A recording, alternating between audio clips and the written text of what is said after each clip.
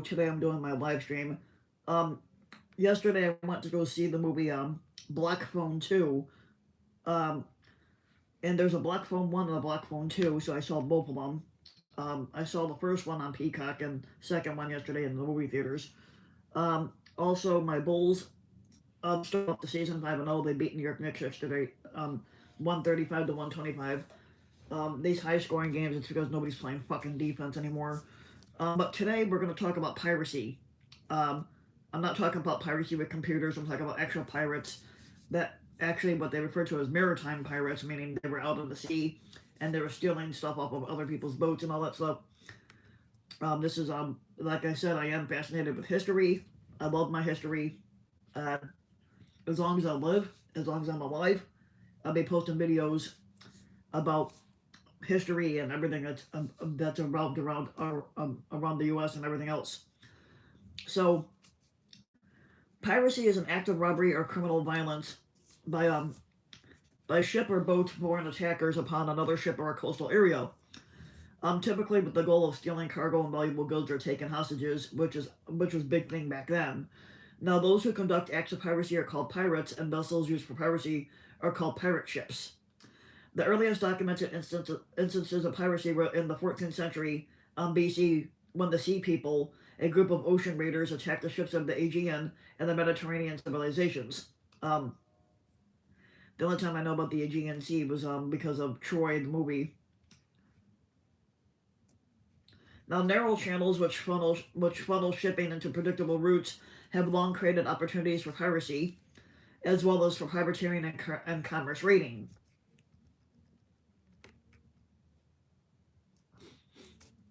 Now, historic examples of such areas include the waters of Gibraltar, the Strait of Malacca, Madagascar, and the Gulf of Aden, and the English Channel. Now, whose geographic structures facilitated pirate attacks? Now, the term piracy generally refers to maritime piracy, although the term has been generalized to refer to acts committed on land also, like in the air, on computer networks, and in scene fiction, and in science fiction outer space. Um, Now, piracy usually excludes crimes committed by the perpetrator on their own vessel, e.g., theft, as well as privateering, which implies authorization by a state government.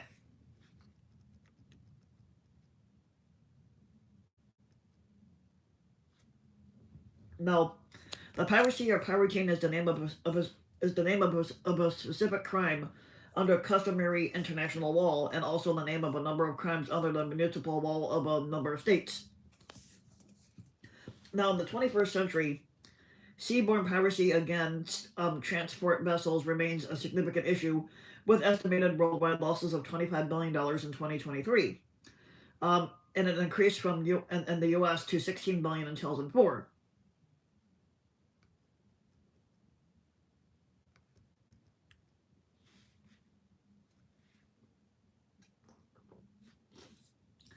Now the waters between the Red Sea and the Indian Ocean, off the Somali coast, and the Strait of Malacca and Singapore have frequently been targeted by modern pirates.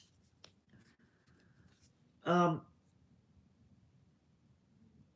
and they are armed with automatic firearms and occasionally explosive weaponry.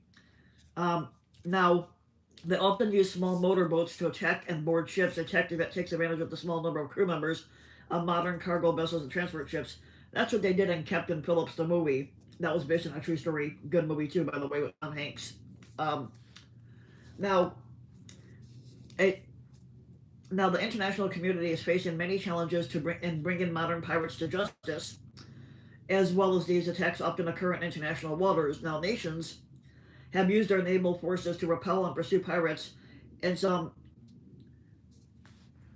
private vessels use armed security guards and high pressure water cannons or sound cannons to repel boarders and use radar to avoid potential threats.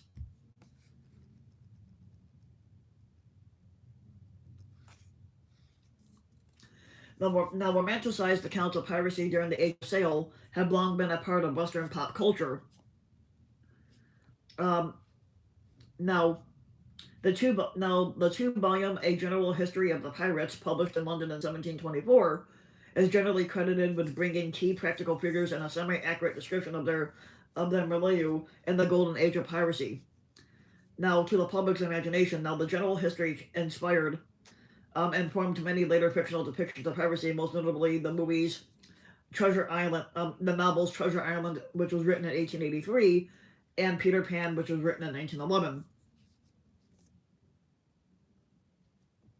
Now, both of which have been adapted and readapted for stage, film, television, and other media across over a century. More recently, um,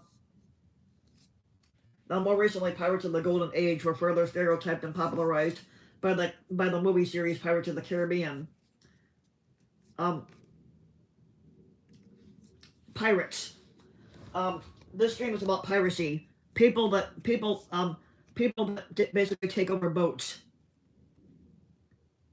Now, the English word pirate is derived from the Latin word pirata, meaning pirate, corsair, sea robber, and it comes from the Greek term brigand.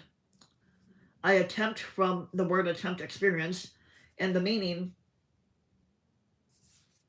of the Greek word pirate literally is anyone who attempts something. Over time, it came to be used of anyone who engaged in robbery or brigandry or land or on sea. Now, the term first appeared in the English sense in around 1300.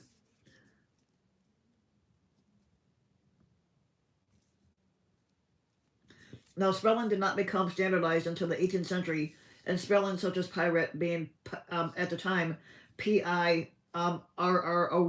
and then it became pirate like PIR over the years. And you got some pretty cool pictures here on the pirate stuff. So, this is a pirate boat. And then if you go up here, they also used to have these on the ships at one point too.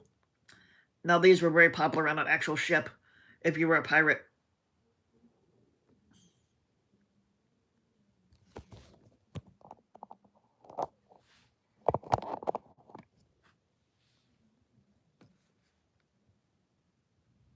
Yet, there's one thing I do want to check out too when I actually get money to get out there.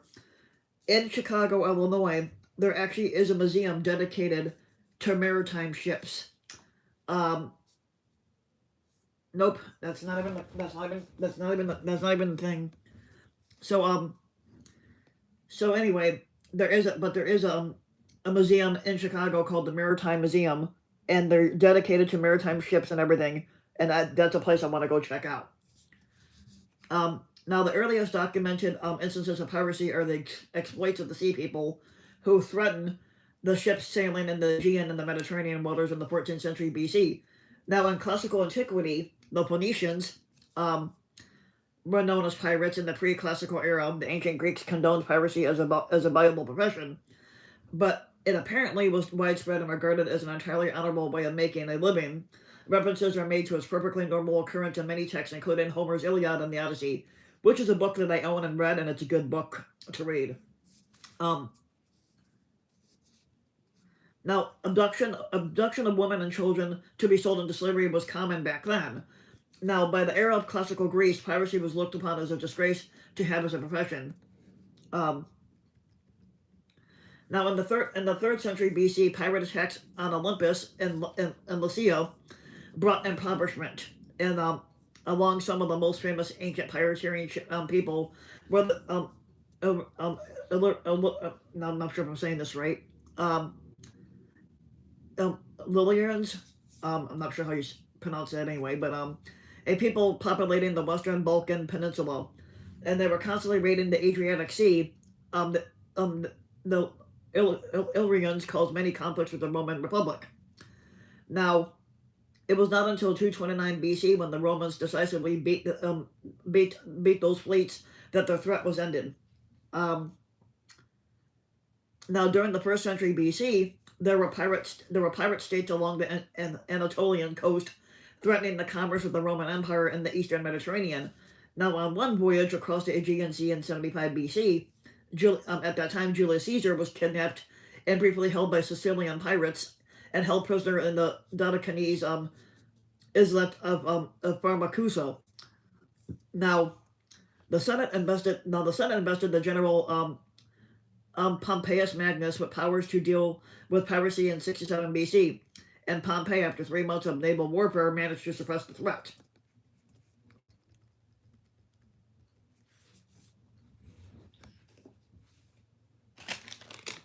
Now, okay, yeah, so as early as 258 AD, the Gothic Herullic fleet ravaged towns on the coast of the Black Sea and the Sea of Marmara. The Aegean coast suffered similar attacks a few years later, but in 264, the Goths reached Galatia and Cappadocia, and Gothic pirates landed on Cyprus and Crete. Now, in the process, the Goths seized enormous booty, which means treasure, and took the thousands into captivity. Now, in 286 AD, Carusius, a Roman military commander of Gaulish origins, was appointed to command the Classis Britannica, and he was given the responsibility of eliminating Frankish and Saxon pirates who had been raiding the coast of Armorica and the Belgic Gaul. Now, in the Roman province of Britannia, St. Patrick was captured and enslaved by Irish pirates.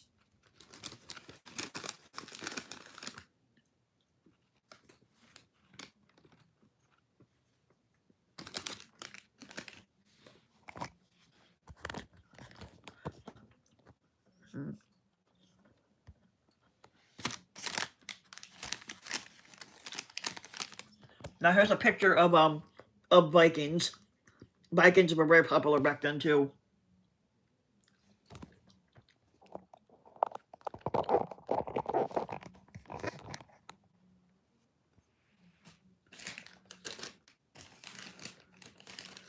So now the most widely recognized and far-reaching pirates in medieval Europe were the Vikings. No, they do not. So seaborne warriors from Scandinavia who raided and looted mainly between the 8th and 12th centuries during the Viking Age and the early Middle Ages. They raided the coast, rivers, and inland cities of all Western Europe as far as Seville, which was attacked by the Norse people in 844. Vikings also attacked the coast of North Africa and Italy and plundered all the coasts of the Baltic Sea. Some Vikings ascended the rivers of Eastern Europe as far as the Black Sea and Persia.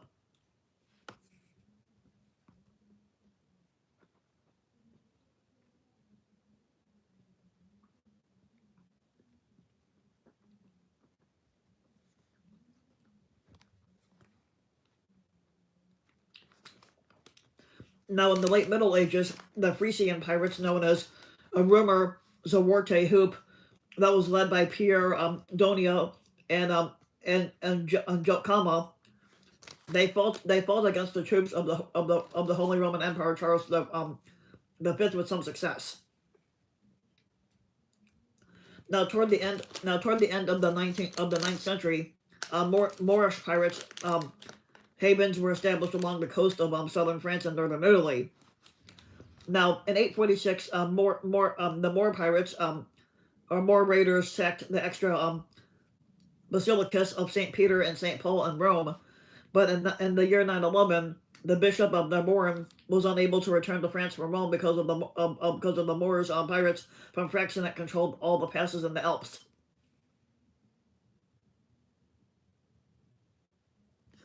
Well, yeah, that's hit and miss. That depends on how you look at it. Um,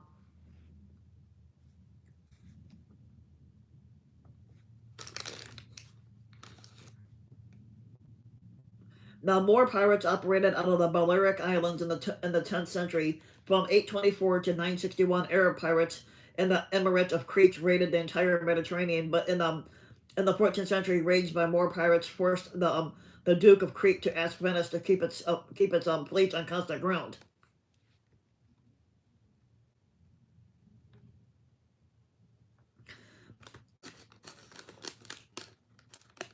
Yet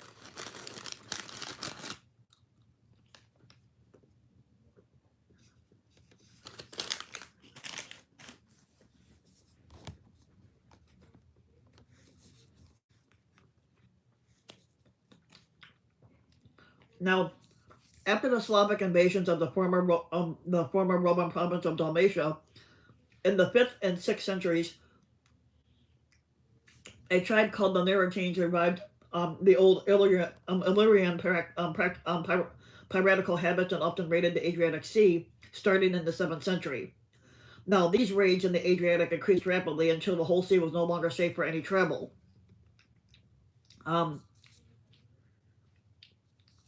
Now, the Narantanes took more liberties in their raiding quest, while the Venetian navy was abroad, as when it was campaigning in Sicilian waters in 827, between the years of 827 to 882.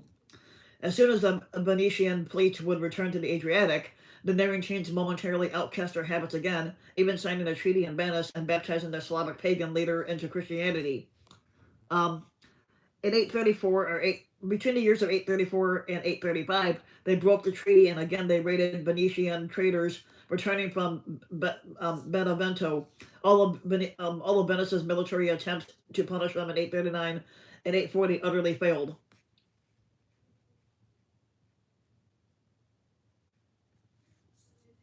Now later, they raided the Venetians more often together with the Arabs. In 846, the Narantanes broke through to Venice itself, and they raided its lagoon city of Chiorli. I'm not sure if I'm saying that one right either. This caused a Byzantine military action against them that brought Christianity to them. Now, after the Arab the movie is called Long Kill. There's a movie called Long Kill, and I'm gonna be one of the cops that's playing in the movie. It's I should get a message from the producer probably this week or next week. So I can go over my lines, and they're gonna have me audition. I just got to remember all the lines, and they want to see me work with this other cop who got the role. Got one of the roles. There's a cop 1 and a cop 2, and they're going to see how well we work together, like what the chemistry is. But the movie's called Long Kill, and it's about a robot that malfunctions and starts killing people. And I'm going to be playing one of the cops that's going to try to take it down.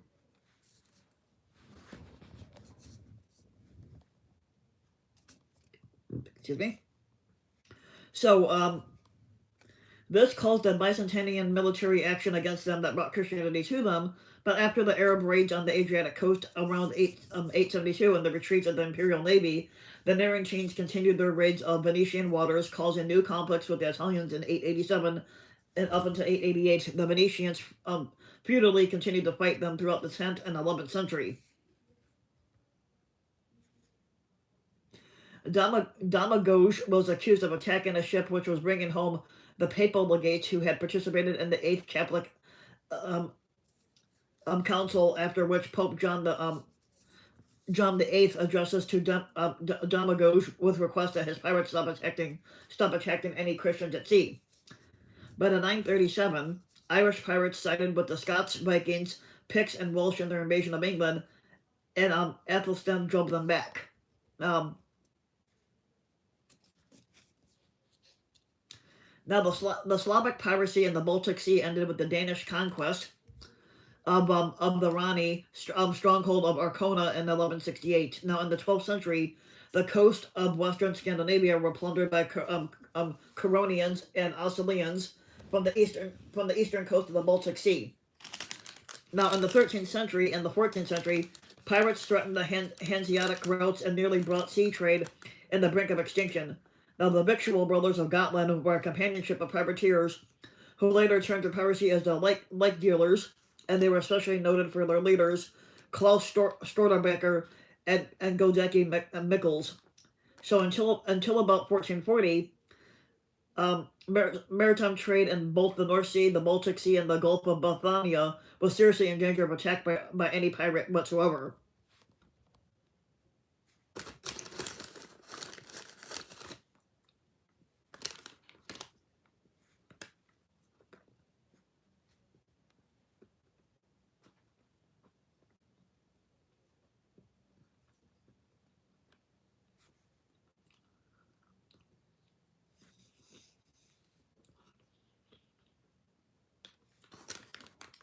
Now, H. Thomas Milhorn mentions a certain Englishman named William Maurice, convicted of piracy in 1241, and as the first person to have been hanged, drawn, and quartered, which would indicate that the then ruling King Henry III took was an especially severe view of this crime.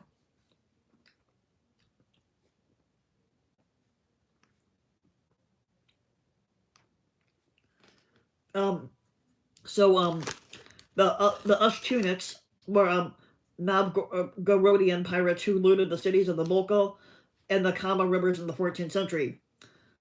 Now you can see some of these pictures here. Oh shit, fucker. Okay, hold on. You got this ship here. This is a Turkish ship. Called Cossacks of Azov fighting a Turkish ship. And then up here you got an article, like a picture of the Middle Ages of the Baltic Sea in which the pirates were fighting.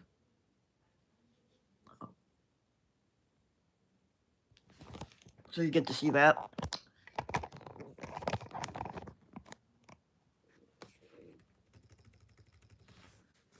Now, as early as Byzantine times, the Maniates, one of Greece's toughest populations, were known as pirates. The Maniates were considered piracy as a legitimate response to the fact that their land was poor and it became their main source of income. Now, the main victims of the Maniat pirates were the Ottomans, but the Maniats also targeted ships of European countries also.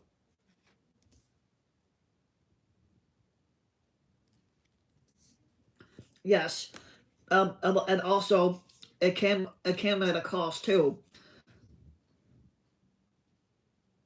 And it also came at a cost too. A lot of women, and children who were like the wives and the children of the pirates were often sold into slavery, and that also confused me too. Um, Now, Zaporizhian Sikh was a pirate republic in Europe from the 16th up until the 18th century. Situated in Cossack territory in the remote steppe of Eastern Europe, it was populated with Ukrainian peasants that had run away from their feudal masters, outlaws, destitute gentry, runaway slaves from Turkish galleys, and etc. and so on and so on. The remoteness of the place and the rapids at the Dnieper River effectively guarded the place from invasions of vengeful powers.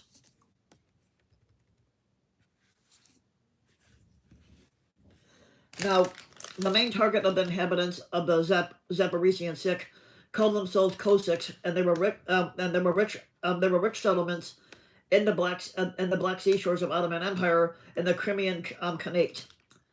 Now, by 1615 and 1625, the Cossacks had even managed to raise townships on the outskirts of Istanbul, forcing the Ottoman Empire to flee his palace. Now, Don Cossacks under Stanka Razin even ravaged the Persian coast.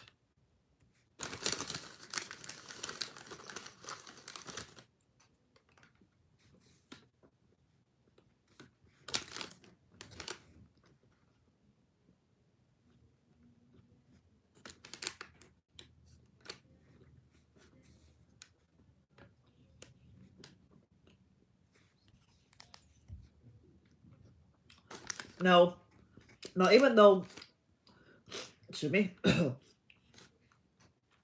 even though less famous and romanticized than the Atlantic or Caribbean pirates, corsairs in the Mediterranean Sea were equaled or outnumbered the former at any given point in their history. Now, a Mediterranean piracy was conducted almost entirely with galleys until the mid 17th century, when they were gradually replaced with highly maneuverable sailing vessels such as expects or brigantines. They were more of a smaller type than battle galleys, often referred to as galleots or priestess. Here's a pirate ship that's under attack by Barbary pirates, and this was centered around 1615, sorry. And then down here, you have another picture. This is the Barbary pirates and that were involved in the slave trade. College is going great.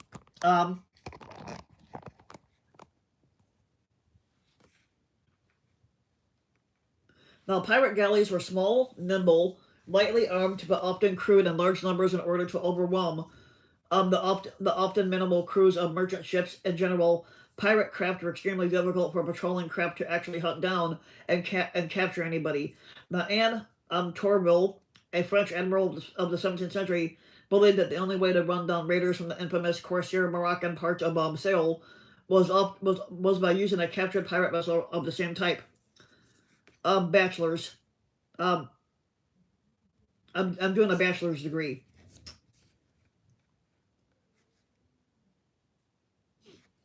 Now, using oared vessels to combat pirates were common, and even practiced by the major powers in the Caribbean. Um, Purpose-built galleys or hybrid sailing vessels were built by the English in Jamaica in 1683, and by the Spanish in the late 16th century. Specially built sailing frigates with oar parts on the lower decks, like the James Galley and Charles Galley, and oar-equipped sloops that proved highly useful for pirate hunting, although they were not built in sufficient numbers to check piracy until the 1720s.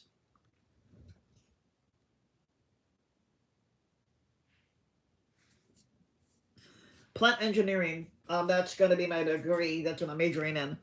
Um, Now, the expansion of Muslim power through the Ottoman Empire, conquest of large parts of the eastern Mediterranean in the 15th and 16th century, resulted in extensive piracy or sea trading. Now, the so-called Barbary pirates began to operate out of North African ports in Algiers, Tunis, Tripoli, Morocco, and around 1500. No, plant engineering means I'm going to be working on fixing machines.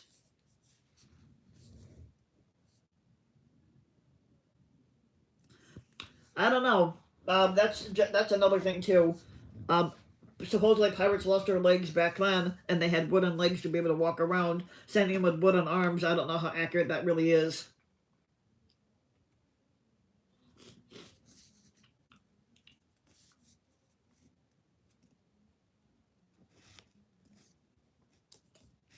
So around 1500, they began preying primarily on the shipping of Christian powers, including massive slave raids at sea as well as on land. I don't know. I have to look and see. I don't think I have any moderators on my thing yet. The Barbary pirates were normally under suzerainty, but had considerable independence to prey on the enemies of Islam. The Muslim corsairs were technically often privateers with support from legitimate, though highly belligerent states. Um, they considered themselves as holy Muslim warriors or ghazis. This is coffee, pumpkin flavored coffee. They consider themselves as holy Muslim warriors, and this right here are hash browns, um, like that.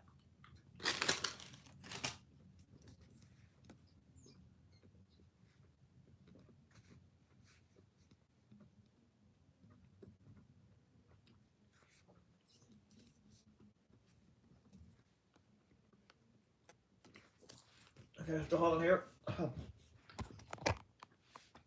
Now this one is the bombardment of Algiers, um, by the support of the Anglo-Dutch fleet in 1816 to support the ultimatum to release any European slaves.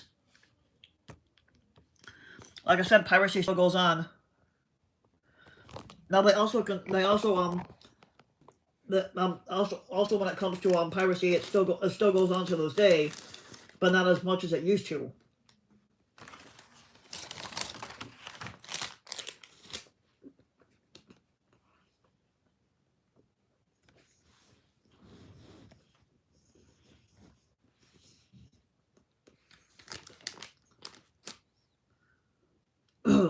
So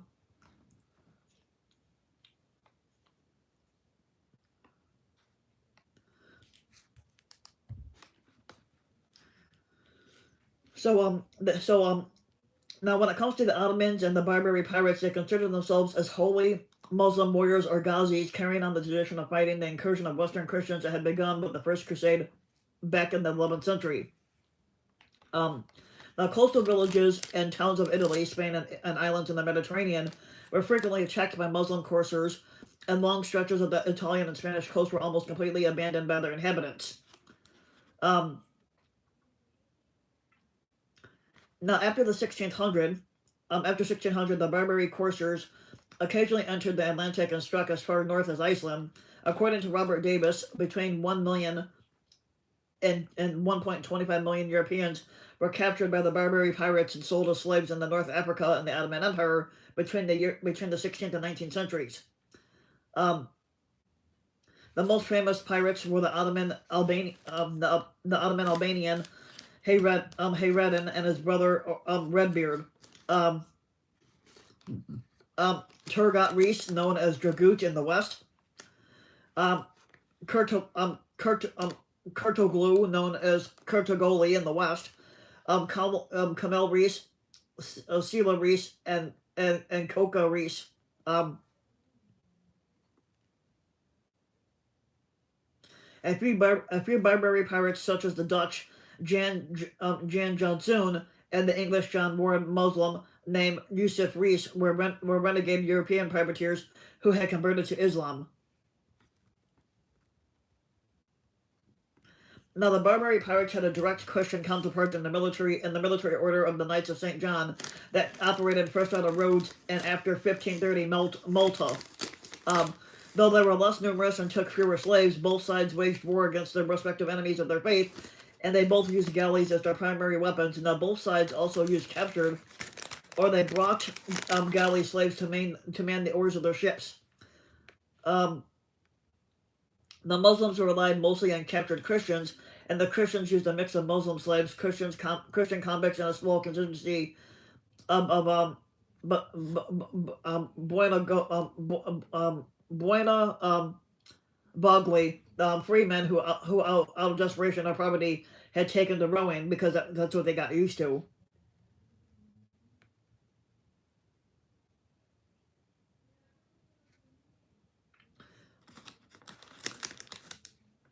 I don't do Halloween. I know this is already November 1st already. The historian Peter Earle had described the two sides of the Christian-Muslim Mediterranean conflict as mirror images of maritime predation. Two business-like fleets of plunderers set against each other. This conflict of faith in the form of privateering, piracy, and slave raiding generated a complex system that was upheld, financed, operated on the trade and plunder, and slaves that was generated from a low intensive conflict as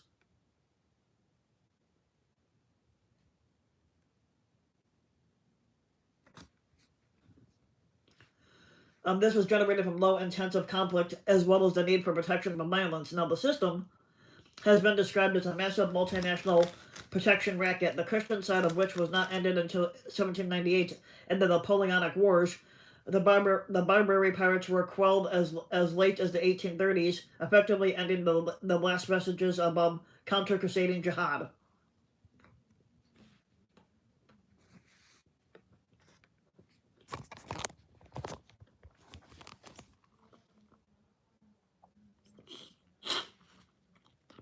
This is one of a few pirates that was big back then. That one is called Amaro Cargo.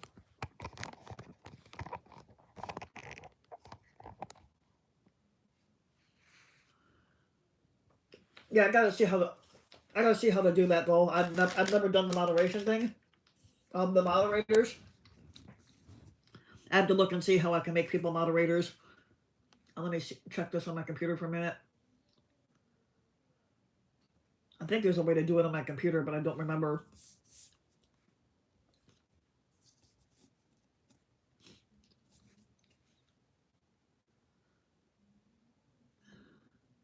Because there's a way to make somebody moderators, but I don't remember how to exactly do it. Let's see. Usually it'd be under community or something like that. Or customization. I don't think it's customization. I don't think content detection. I don't think that's it. Let's try community. It might be under community.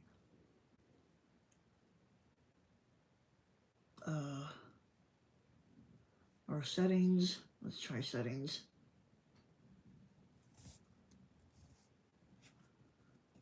Yeah, that's what I'm looking for, but I'm trying to see. Oh, here we go. Community moderation.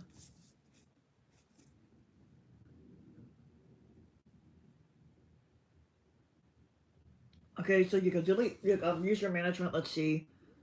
I gotta see exactly how to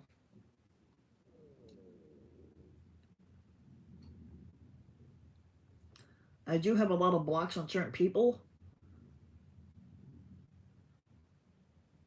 Okay, let me see if I can do it on here. Oh, here we go. Got it.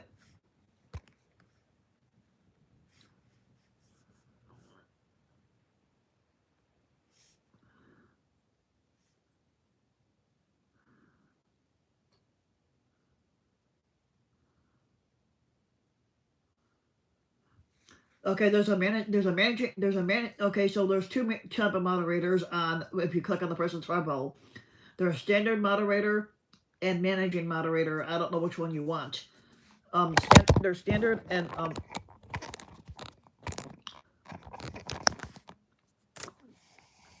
so there's standard moderator and the other one was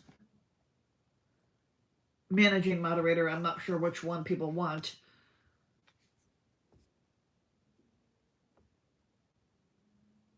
Okay. Yeah, but I could also do it on the computer too if I wanted to. Let's go back to where I was at. Oh, here.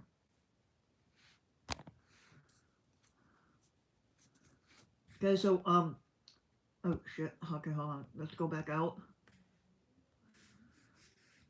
Oh, okay. I'll read off what both do. So if you're a managing moderator, you can manage blocked words and change chat sides in live, and also have the capabilities of a standard moderator. Standard moderator, they can review and remove chat messages and hide or put users in timeout. Okay, we'll go with standard. Okay. There you go. Wandering Gamer, you're added in as a moderator. I get my hash brown from Dunkin' Donuts. And then we'll put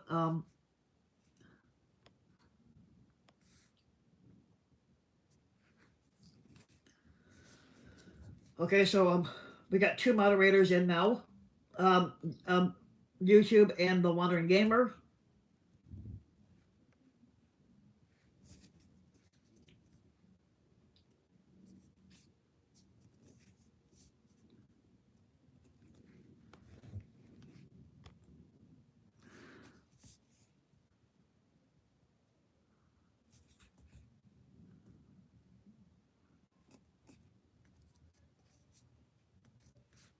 Yeah, that's the first time. That's the first time I've actually ever had to put a moderator in on my channel because I do get a lot of trolls on my channels, and not just this one. I get trolls on my other YouTube channel also. So it's not the first time that it's happened. Now, piracy of the Barbary coast was often assisted by competition among European powers in the 17th century.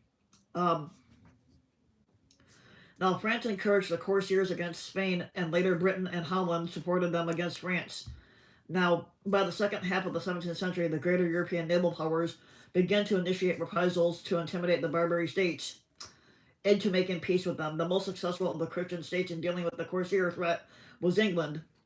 Now, from the 1630s onwards, England had signed peace treaties with the Barbary states on various occasions, but invariably, the breaches of these agreements led to a renewed war.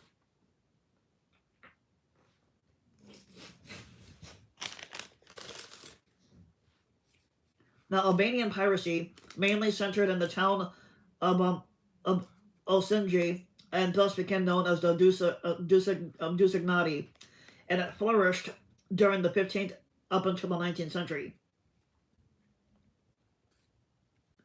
Now, France, which had recently emerged as a leading naval power, achieved comparable success soon afterwards with bombardments of Algiers in 1682, 1683, and 1688. Securing a lasting peace with Tripoli was similarly coerced in 1686. Now, in 1783 and up in 1784, the Spaniards bombarded Algiers in an effort to stem the piracy. The second time, Admiral Barcelo damaged the city so severely that the Algerian Abdey asked Spain to negotiate a peace treaty.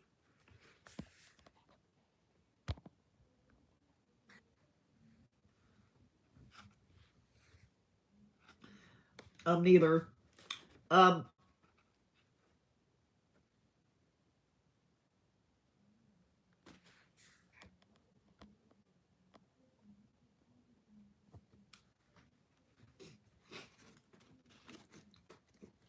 Now, so until the American Declaration of Independence in 1776, um, British treaties with the North African states protected American ships in the Barbary corsairs.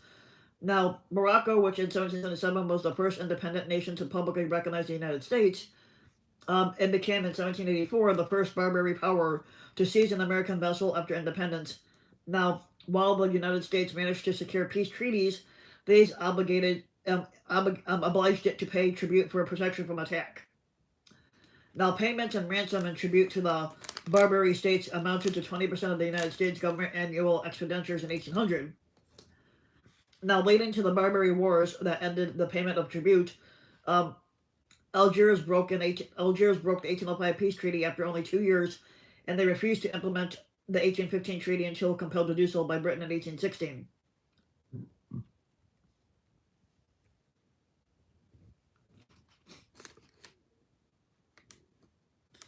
Now, in 1815, the sacking of Palma on the island of Sardinia by a Tunisian squadron, which carried off 158 inhabitants, had roused widespread indignation. Now, Britain had by this time banned the slave trade, and was also seeking to reduce and to induce other countries to do likewise.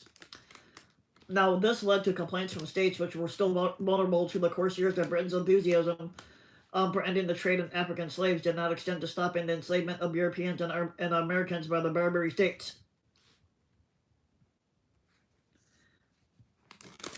Now, in order to neutralize this objection and further the anti-slavery campaign in 1816, Lord Exmouth was sent to secure new concessions from Tripoli, Tunis, and Algiers, including a pledge to treat Christian captives in any future conflict as prisoners of war rather than slaves, and then imposition of peace between Algiers and the kingdoms of Sardinia and Sicily. On his first visit, he had negotiated satisfactory treaties and sailed for home. Now, while he was negotiating, a number of Sardinian fishermen who had settled at Bona on the Tunisian coast were brutally treated without his knowledge. As Sardinians, they were technically under British protection, and the government sent Exmouth back to no, but that would be a good thing to do. Marcus Aurelius was pretty good too. Thanks for that suggestion. I might get one on him next week.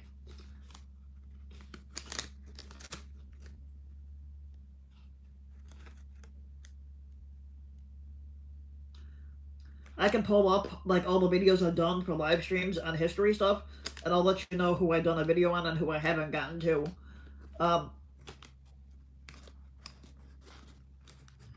So, securing uniform compliance with the total prohibition of slave raiding, which was traditionally of central importance to the North African economy, presented difficulties, and beyond those faced in ending attacks on ships of individual nations.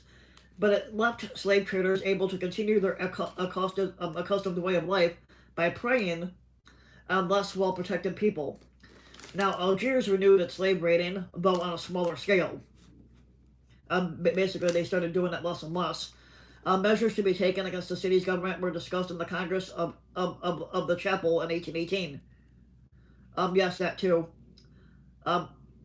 There's a lot of restaurants in Chicago, and downtown especially, that have great food. If you ask anybody who's from the Chicagoland area what's the one food they like the most, they're going to tell you roast beef. They're going to tell you either roast beef or Italian beef are going to be the two main choices, and that's what I like because you cannot get beef anywhere in any other state, but Chicago gets a lot of beef. So if you come to Chicago, the number one food order would be Italian beef or roast beef, are going to be the two main ones.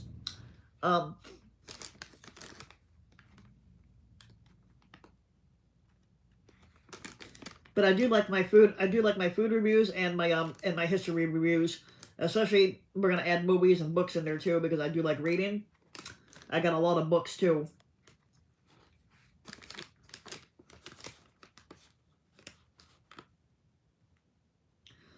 Yes, and I live in a suburb of Chicago. Um, so basically, it's a very big area. Um, my favorite thing to do when it's actually summertime out during Chicago is to do the river walk. There's a sidewalk that's close up to Lake Michigan, and you get to walk alongside the river of Lake Michigan by looking at the boats over there. That's called the river walk, and I've done that last year. It goes all the way up. It starts in Chicago and it goes all the way up to Navy Pier.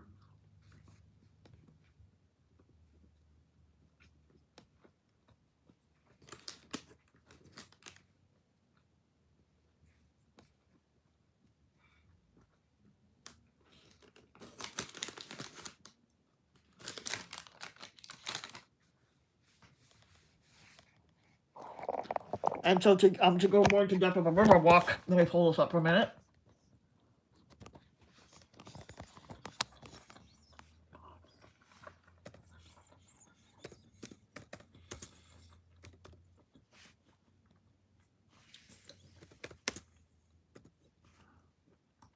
And they actually do tours of this too. Um,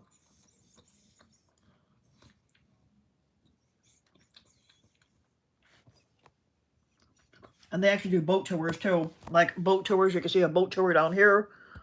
Um, I've only been on a boat tour of Chicago once, but I wouldn't mind going again, but they can get pricey. Here's the river walk where you're up close to the water right here, and you can see there's like a little sidewalk and you're walking close to the water. This is called a river walk. That's one of my favorite things to do during the summer. When it actually is nice out and it's not raining or anything like that, that would be the perfect time to go. Yep. So you got your choice of a river walk, a boat tour, any tourist destinations. There's a lot of tourist destinations for Chicago. A couple weeks ago, I went to Brookfield Zoo and to the Museum of Science and Industry. Both great places to go to. You also have the Shed Aquarium, which is a very popular place. That is I'll show you that one in a minute.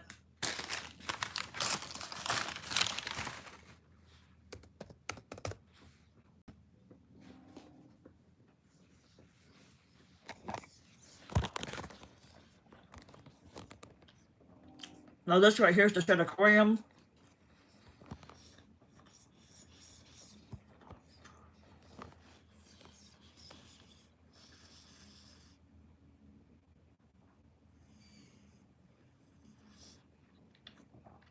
Yeah, so this is the Shed Aquarium. This is where they have all the animals that that were caught in the sea. They got a lot of fish, sharks, whales in here.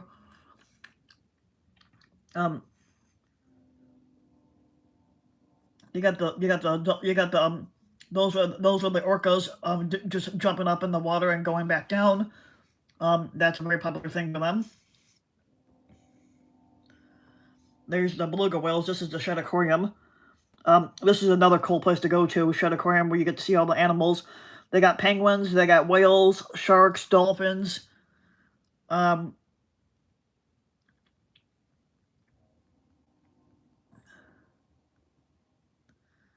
This is a cool place to go visit if you're ever in Chicago.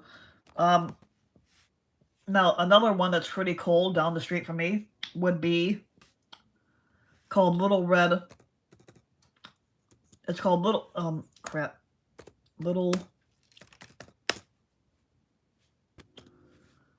And this is down the street from where I live at, and it's an actual nature center. I've been to this a couple times.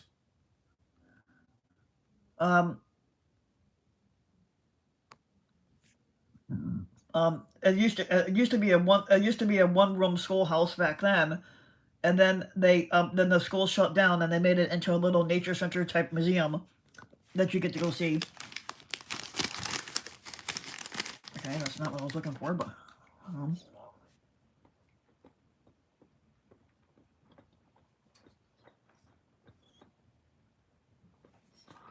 it looks like this, and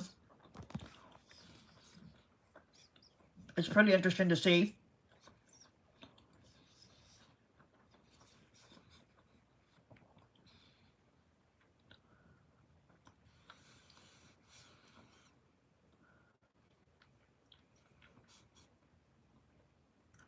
But you get the idea, but it is pretty cool.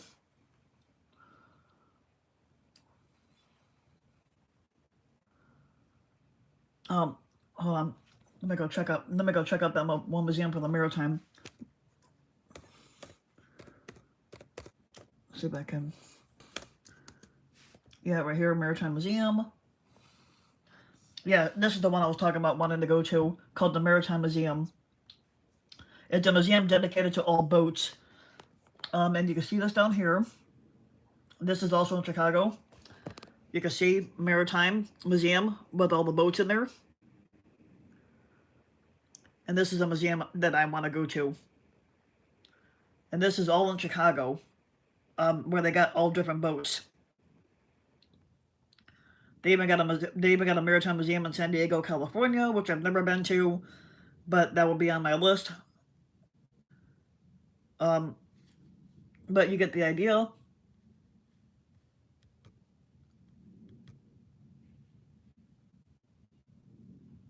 Let's go back to Piracy. There we go. Okay. But you guys get the idea. So anyway, now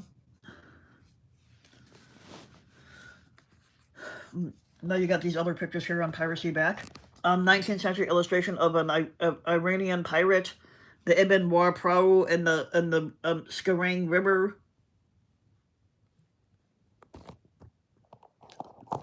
So and the Socratic Austronesian cultures in the island Southeast Asia, the maritime raids for slaves and resources against rival polities have ancient origins. It was associated with prestige and prowess, and even often recorded in tattoos, because pirates back then had a lot of tattoos. I don't know how they did it back then, but they did. Reciprocal raiding traditions were recorded by early European cultures as being prevalent throughout the island Southeast Asia.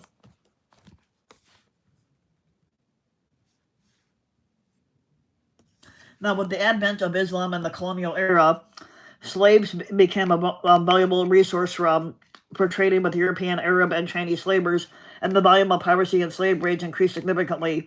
Numerous native people engaged in sea raiding, but they included the Iranian and the Belanguini slavers of Sulu, the Ibn headhunters of Borneo, the Bugis sailors of Sulawesi, and the Malays of Western Southeast Asia.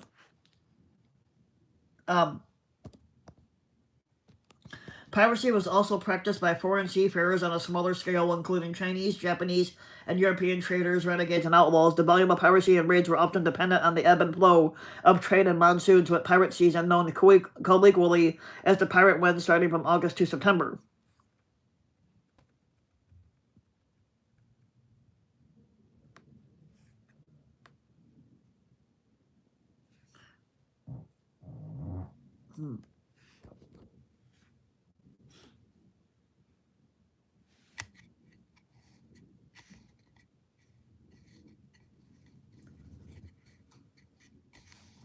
Now, slave raids were of high economic importance to the Muslim sultanates in the Sulu. A stream of pirates and Dunkin' Donuts coffee. Basically, I love Dunkin' Donuts coffee. So, slave raids were of high economic importance to the Muslim sultanates in the Sulu Sea. The Sultanate of Sulu, the Sultanate of Magadano, and the Confederation of Sultanates in Lano, the modern Moro people.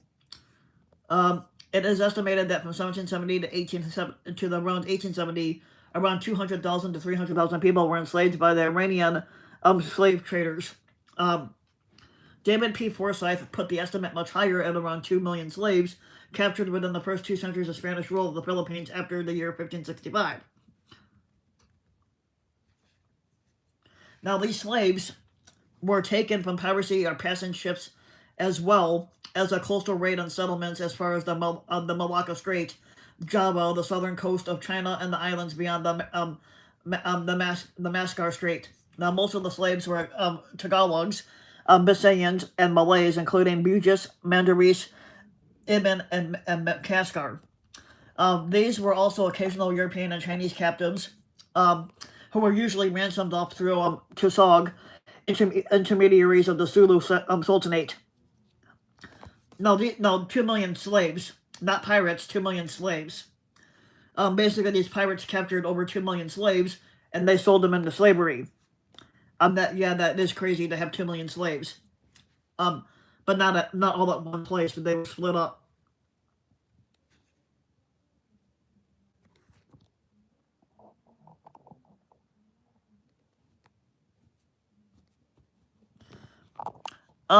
Sometimes, yeah, there wasn't really an unnecessary for that either. Like there was no need for having that many slaves. Um, Now, slaves were the primary indicators of wealth and status, and they were the source of labor for the farms, fishing, and workshops of the sultanates. Now, while personal slaves were rarely sold, they trafficked extensively in slaves purchased from the Iranian and the Mulgini slave markets. By the 1850s, slaves constituted 50% or more of the population of the Sulu archipelago.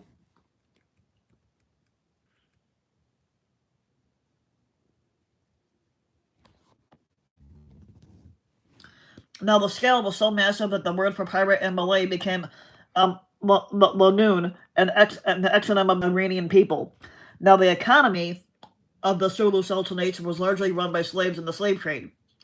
Male captives of the Iranian and the Bangini were treated brutally. They were whipped and they were beaten and everything like that if they did not listen to their master. Now, even fellow Muslim captives were not spared. They were usually forced to serve as galley slaves on warships for the people that captured them.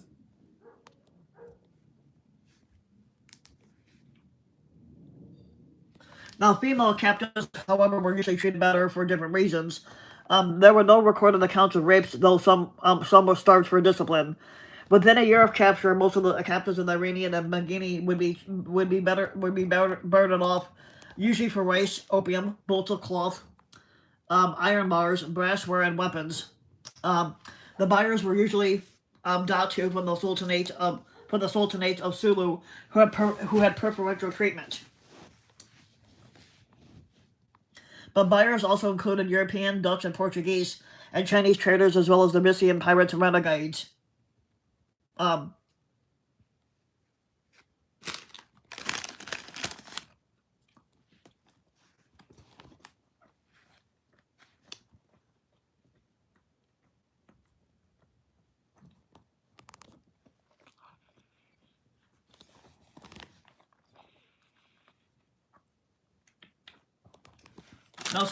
now Spanish authorities and native Christian Filipinos had responded to the moral slave raids by building watchtowers and forts across the Philippine archipelago, many of which are still standing up to this day. Um, in northern Luzon, particularly in the Panagonesian, the Ilocos, and the Cagayan, the the coastal villages and towns were frequently raided by Moro and Chinese that were locally known as raiders, attackers, or pirates. These pirates looted and burned villages known as barrios, which means neighborhood, and captured women and children for enslavement. To counter these threats, I haven't decided yet. There's a few that I have in mind. Um, and captured women and children for enslavement. To counter these threats, Spanish authorities constructed circular adobe watchtowers, or baluartes, measuring 6 to 7 meters high. These structures, built strategically along the coastline using coral blocks, bonded with a mixture of lime and egg whites, served as both lookout points and defensive fortifications to protect villages from pirate attacks.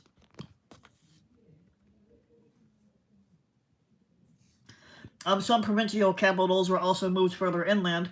Major command posts were built in Manila, Cavite, Cebu, Zamboanga, and Iligan. Um, Defending ships were also built by local communities, especially in the Visayas Islands, including the construction of war malenge that were faster than the Moro raiders and could give chase as resistance against raiders increased.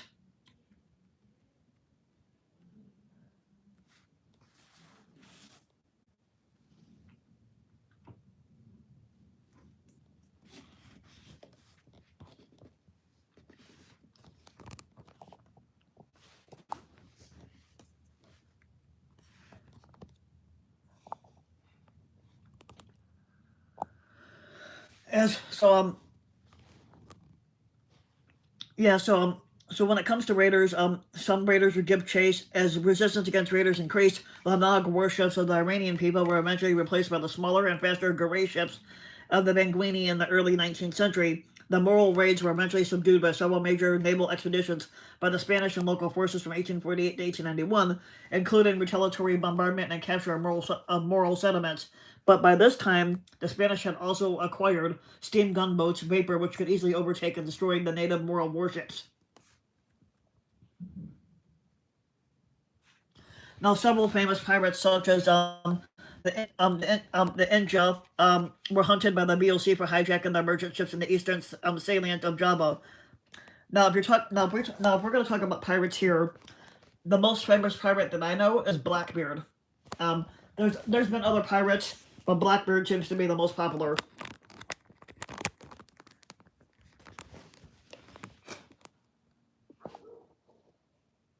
Now, aside from the Iranian and Benguini people, pirates basically, other polity were also associated with maritime raiding. The Bugis sailors of South Sulawesi were infamous as pirates who used range as far west as Singapore and as far north as the Philippines in search of targets for piracy. The Orang pirates controlled shipping in the Straits of Malacca and the waters around Singapore. And the Malay of Sea Dayak pirates preyed on maritime shipping in the waters between Singapore and Hong Kong from their haven in Borneo. I already did, actually. It was about a couple months ago. And I'll show you that here.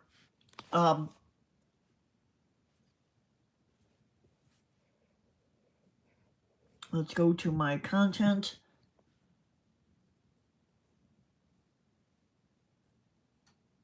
I don't think that was it. Let's actually, crap, hold on. Let's go to this here.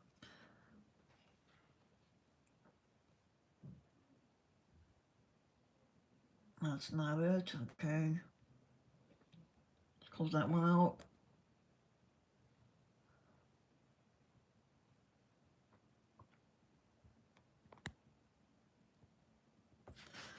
Okay, here we go. Let's try to pull this up, and I'll show you the videos I did of all my of my one YouTube channel for this one.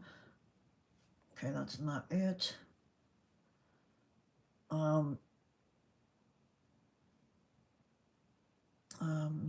Nope.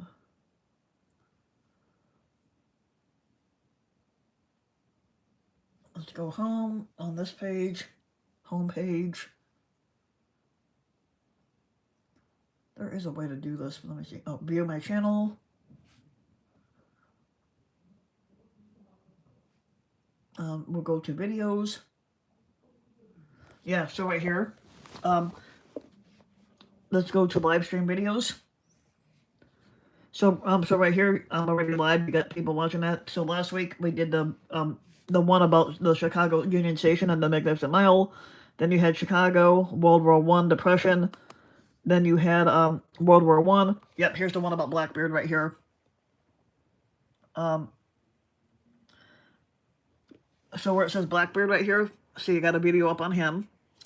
Then you got one on Civil War, World History. Had one on Jesus and the Invisible Ferryman and the Sky God. Then I had one on Blood and Impaler. The Mayan Civilization was my most popular one. That got over 4,000 views. I do like Greek mythology also, so I do a lot of videos on that too. And so on and so on, so you get the idea.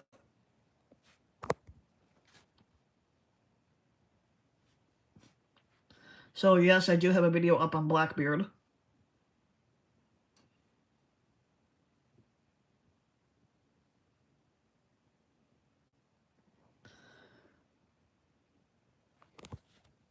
Yep.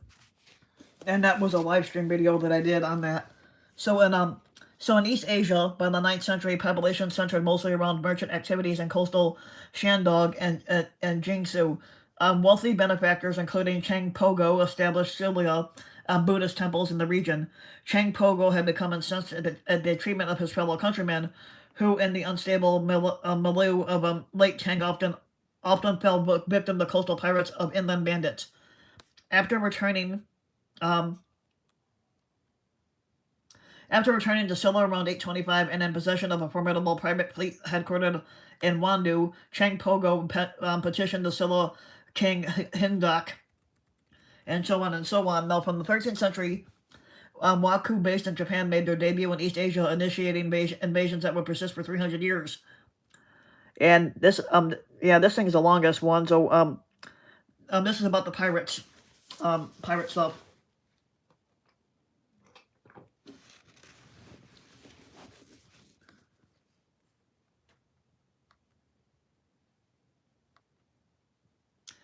And you also had the Ming Dynasty. The Ming Dynasty was very popular too back then for piracy.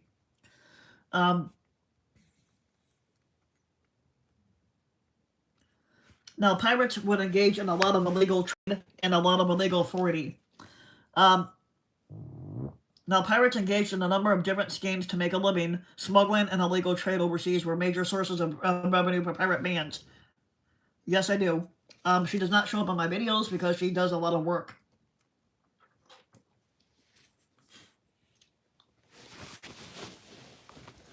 And I'll show you a picture of her when I get the chance. No, I was moving. That's my stomach rumbling. My stomach has been rumbling a lot.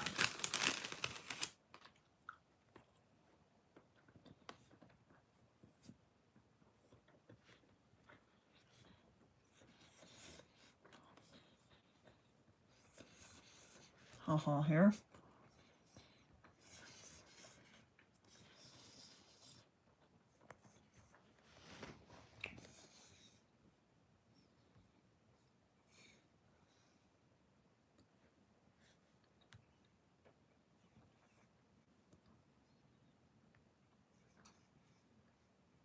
That's not it.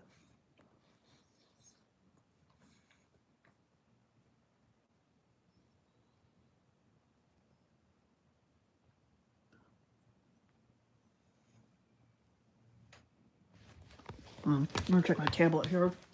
I know I got a picture of her somewhere. Yeah, I gotta pull it up. I don't know. I don't remember if she's still on Facebook, but I did have it on Instagram and everything else. Let's go pull this up here. Oh, that's not it. Go back out. Ah, damn it. That's not what I want. Oh, go back. I need search.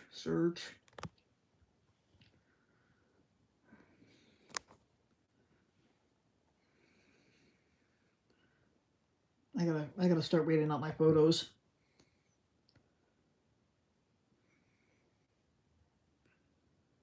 But here's my pictures of my Brookville Zoo trip. This is when I was at Brookville Zoo last week, a couple weeks ago.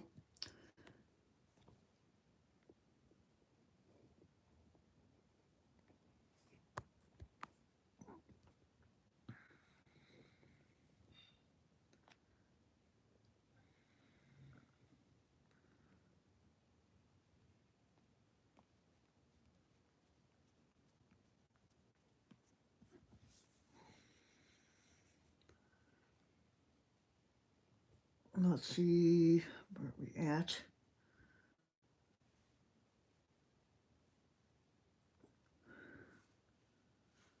Crap, misspelled it.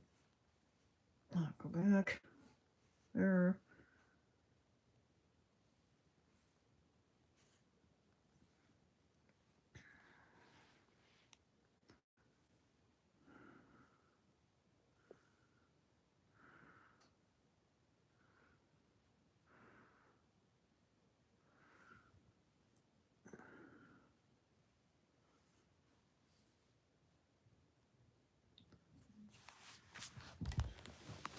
Okay. I would have to, it looks like she removed her Facebook page because she's very private about her life, but she is on Instagram. She doesn't like really taking a whole lot of pictures up to everybody to see. I don't think I... Oh, here.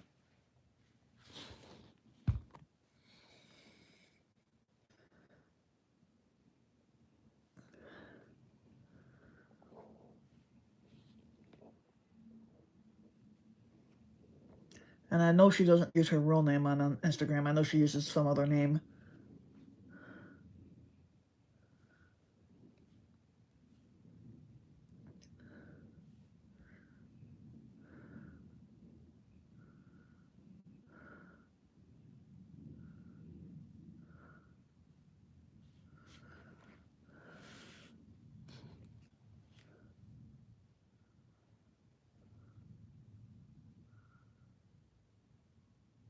Yeah, I have to pull it up later.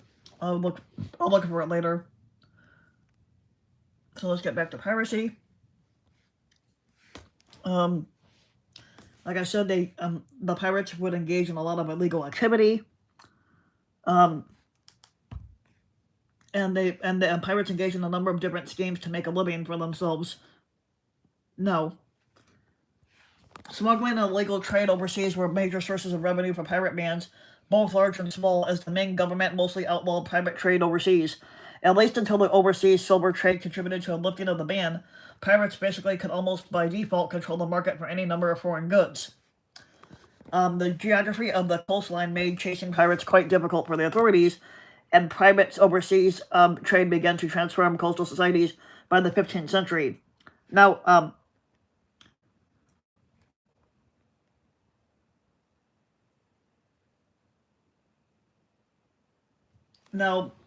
as nearly all aspects of the local society benefited from or associated with legal trade, the desire to trade for silver eventually led to open conflict between the Ming and the legal smugglers and pirates. Now, this conflict, along with the local merchants in Southeast China, helped persuade the Ming court to end the ban on private international trade in 1567.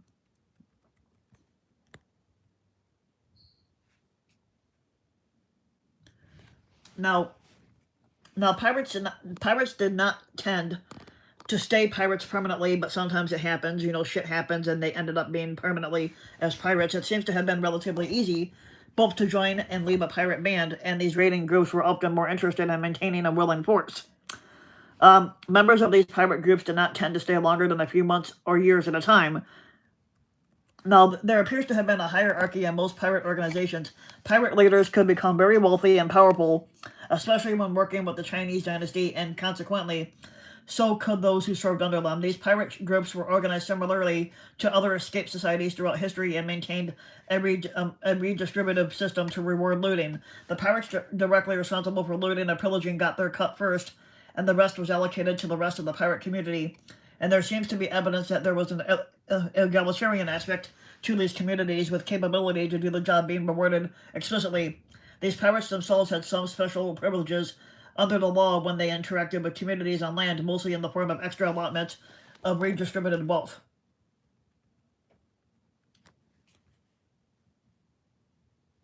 Now, pirates had a lot of clientele. Now, pirates, of course, had to sell their loot, and they had trading relationships with land communities and foreign traders in the southeastern regions of China. Zhu Wan, who held the office of Grand Coordinator for Coastal Defense, documented that pirates in the region to which he had been sent had the support of the local elite gentry class. And then so on and so on. Then you had South Asia, Persian Gulf, Madagascar. At one point, Madagascar had nearly 1,000 pirates located there at one point. And it was a popular base for pirates throughout the 17th and 18th century. The most famous pirate utopia is that of the probably fictional Captain Mission and his pirate crew, who allegedly founded the free colony of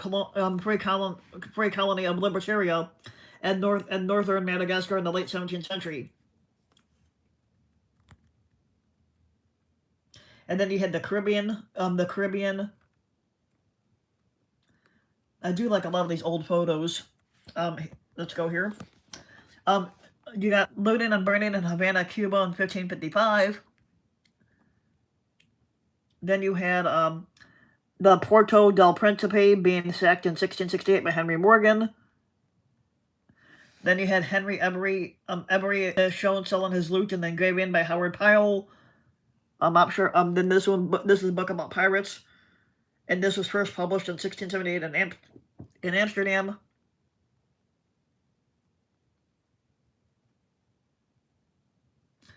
Then you got a statue here called "Born to a Noble Family" in Puerto Rico. Roberto Caufrey was the first notably successful pirate in all of the Caribbean. But at one point, piracy did decline before going back up.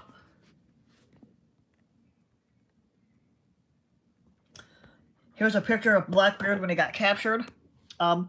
This is the capture of the pirate Blackbeard in 1718, depicting the battle between Blackbeard and Robert Maynard and the Ocracoke Bay.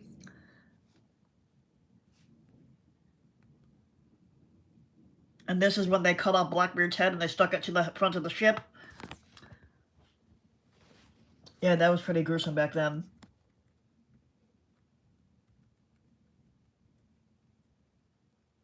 And then there was a guy that was a pirate named Dan Seavey.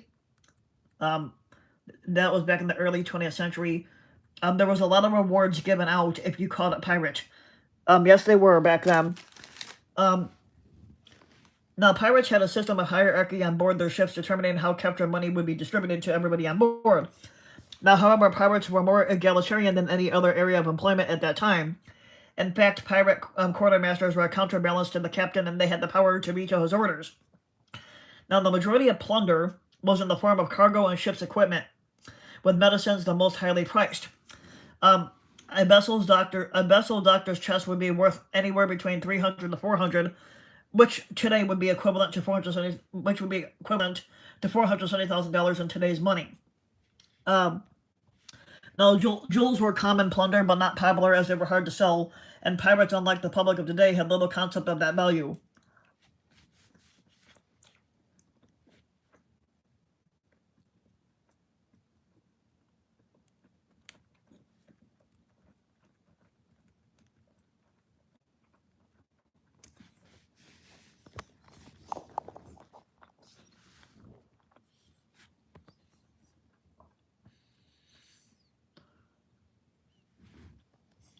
Now, Spanish pieces of 8 minted in Mexico or Seville was the standard trade currency in the American colonies. However, every colony still used the monetary units of pounds, shillings, and pence for bookkeeping, while Spanish, German, French, and Portuguese money were all standard mediums of exchange, as British law prohibited the export of the British silver coinage.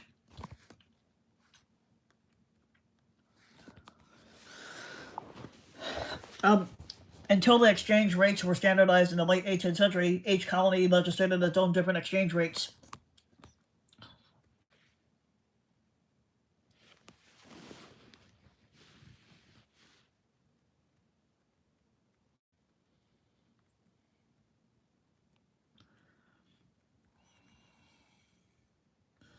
Now here's a breakdown of what each person would get on the ship. This is ship price shares. A captain would get 3/8 of the share. The admiral of fleet would get 1/8. A sailing master and lieutenants and captain of marines would be 1/8, and then warrant officers 1/8. The wardrobe warrant officers 1/8, and the gunner sailors also 1/8.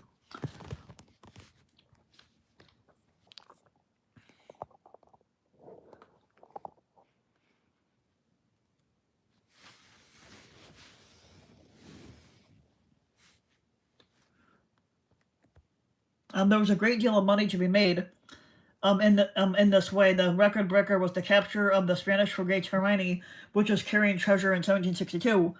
And the value of this was so great that each individual seaman netted 485, which would be equivalent to $1.4 million in today's money. The two captains responsible, Evans and Pownall, had received $65,000 each, which would be equivalent to $188 million in today's money. Now, in January of 1807, the frigate Caroline took the Spanish San Rafael, which brought in $52,000 for her captain, Peter Rayner, who had been only a midshipman some 13 months before. Now, all through the wars, there were examples of this kind of luck falling on captains, and so on and so on.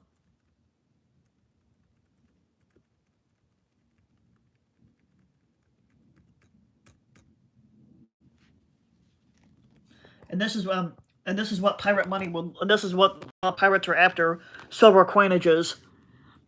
Even though pirates raided many ships, few if any buried their treasure. Often the treasure that was stolen was food, water, alcohol, weapons, or clothing. Other things they stole were household items like bits of soap and gear like rope and anchors. Or sometimes they would keep the ship they captured, either to sell or to keep it because it was better than their ship. Now, such items were likely to be needed immediately rather than saved for future trade.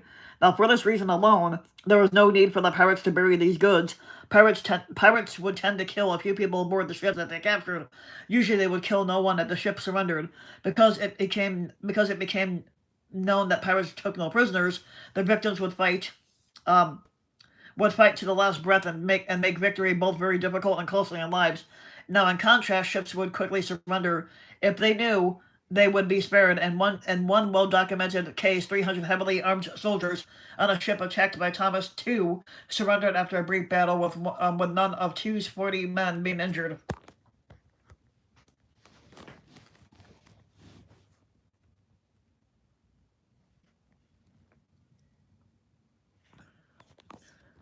During the 17th and 18th centuries, once pirates were caught, justice was meted out in a summary fashion, and many ended their lives by dancing the hempen jig, which is a euphemism for hanging.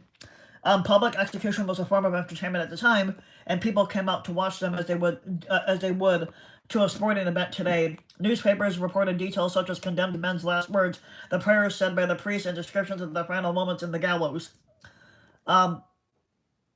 In England, most of these executions took place at Execution Dock on the River Thames in London.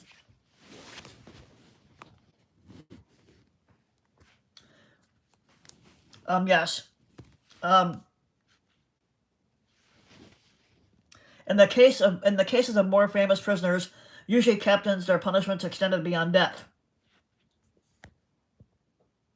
Their bodies were enclosed in iron cages, gibbet for which they were measured before their execution, and left to swing in the air until the flesh rotted off of them, a process that could take as long as 2 years. The bodies of captains such as William Captain Kidd, Charles Vane, and William Bligh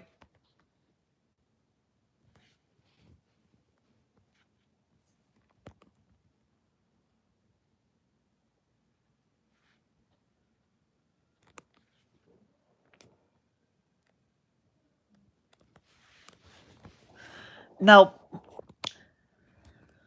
while piracy was predominantly a male occupation throughout history, they did have very few female pirates.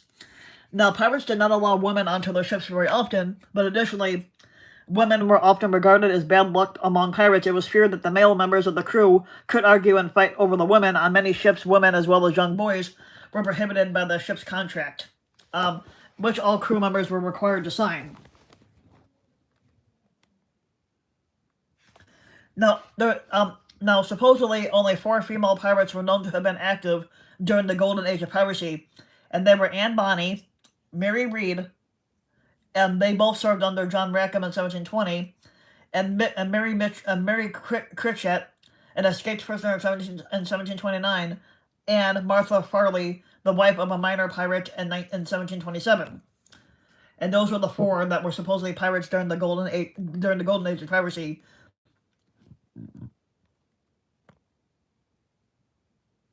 And yes, there is a pirate code, and I'm going to read that, and there's a lot of that.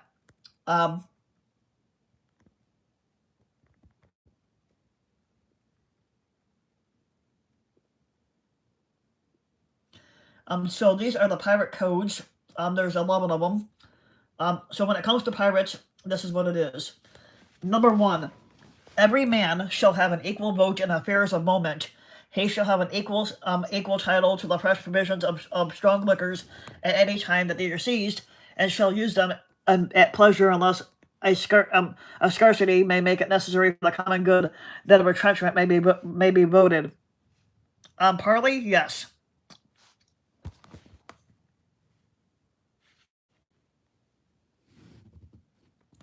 Number two, every man shall be called fairly in turn by the list on board of prizes, because over and above their proper share, they are allowed a shift of clothes. But if they defrauded the company to the value of even $1 in plate, jewels, or money, they shall be marooned. If any man robs another, he shall have his nose and ears cut off, and be put ashore, where he shall be sure to counter hardships.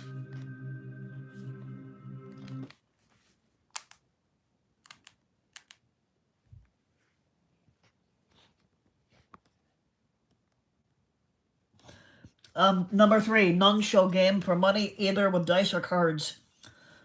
Four, the lights and candles should be put out at 8 at night, and if any of the crew desire to drink after the hour, they should sit upon the open deck without lights. That would terrify me. Number five, each man shall keep his piece, cutlass and pistols at all times clean and ready for any action when it comes time. Six, no boy or woman is to be allowed amongst them. If any man shall be found seducing any of the latter sex and carrying her to a sea in disguise, he shall suffer instant death. Now, number seven. He that shall desert the ship or his quarters in time of battle shall be punished by death or marooning. Number eight. None shall strike another on board the ship, but every man's quarrel shall be ended on shore by sword or pistol in this manner. At the word of command from the quartermaster, each man being previously placed back to back, shall turn and fire immediately. If any man do not, the quartermaster shall knock the piece out of his hand, and both Mr. Aim. They shall take to their cutlasses, and he that draw the first blood shall be declaimed the victor.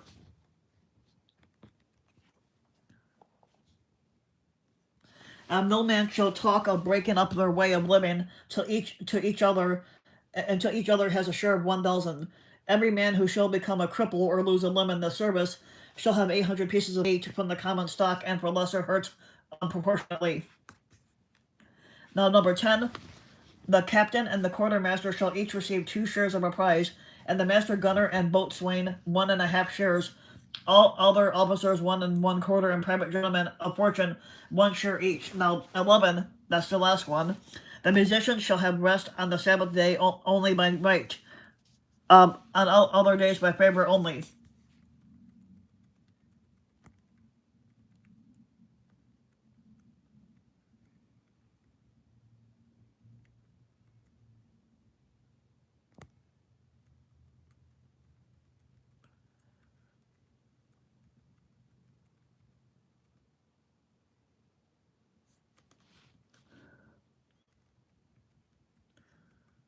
And there's been a lot of legal aspects to this too.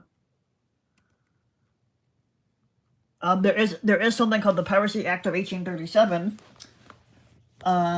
which I do not know what that pertains to particularly, other than when it comes to pirates. I would have to look that up.